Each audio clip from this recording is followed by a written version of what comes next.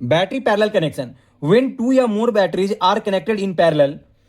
यानी जब दो या उससे ज्यादा बैटरीज को हम पैरेलल में कनेक्ट करते हैं तो जो बैटरी की जो कैपेसिटी जो होती है, यानी जो एच जो होता है वो इंक्रीज कर जाता है और बैटरी का जो वोल्टेज होता है वो हमेशा सेम रहता है।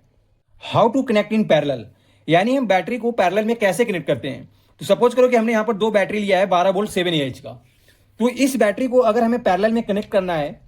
तो हमें करना क्या होता है कि पहली बैटरी का जो पॉजिटिव टर्मिनल होता है वो दूसरे बैटरी की पॉजिटिव टर्मिनल से हम कनेक्ट कर देते हैं। उसी तरह से पहली बैटरी का जो निगेटिव टर्मिनल होता है वो दूसरे बैटरी के निगेटिव टर्मिनल से हम कनेक्ट कर देते हैं।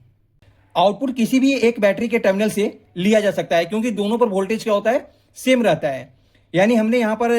पहली नंबर वाली जो बैटरी है उससे हमने आउटपुट का हमने कनेक्शन निकाल रखा है, यानी पॉजिटिव टर्मिनल से एक हमने वायर निकाल रखा है, एक हमने निगेटिव टर्मिनल से हमने वायर हमने कनेक्ट कर रखा है। जब हम ये दोनों बैटरी को जब हम पैरेलल में कनेक्ट कर देते हैं तो उस वक्त हमारी बैटरी वोल्टेज हमारा क्या रहता है, सेम रहता है, यानी 12 वोल्ट ही रहता है। लेकिन जो बैटरी की जो कैपेसिटी जो होता है